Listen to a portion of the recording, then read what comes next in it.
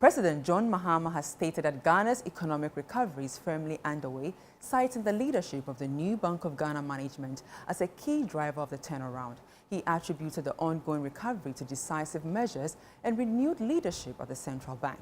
The president made the comment at the swearing-in ceremony of the second deputy governor of the Bank of Ghana, Matilda Asante. There's more in the following report by Daniel Sakiti. Speaking at the swearing-in ceremony of Matilda Asante as second deputy governor of the Bank of Ghana, the president said the current administration inherited a weakened economy from the previous government. President Mahama urged the newly sworn-in deputy governor of the central bank to stay on course and remain committed to reforms needed to stabilize the economy. When we assumed office, the economy we inherited was deeply distressed. Investor confidence had hit rock bottom. Inflation was soaring. The cedi had sharply depreciated, and our debt situation was precarious. I'm pleased to note that under the leadership of Governor Dr. Johnson Pandit Esiama and the bank's senior management, the recovery process has begun in earnest. Mrs. Asante, your appointment comes at a defining moment.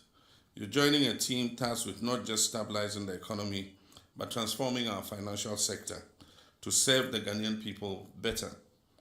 Your success will depend not only on your technical acumen, but also on your ability to communicate clearly, lead decisively, and act with integrity. But you're not alone in this task. You will work alongside capable colleagues and with the full support of this administration, which is committed to strengthening the independence and institutional viability of the central bank. President Mahama, also swearing in government statistician Dr. Ahassan Idrisu, called for national statistics and data disseminated by the Ghana Statistical Service to remain factual, credible, and free from manipulation. Second Deputy Governor of the Bank of Ghana, Matilda Asante, in her remarks, affirmed her commitment in delivering on the central bank's mandate.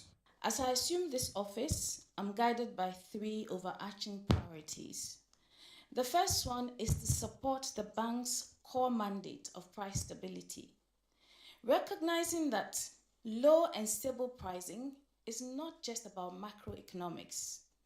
Rather, it is one that directly affects livelihoods, especially that of the most vulnerable. And I believe the President spoke very aptly about that.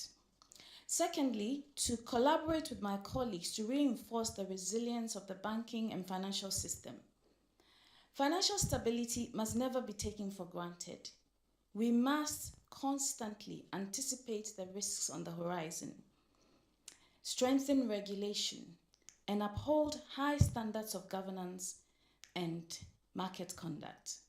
And the third is to promote financial innovation and inclusion. The newly sworn-in second deputy governor of the central bank and the government statistician will be expected to bring their expertise to bear in the effective management of the economy.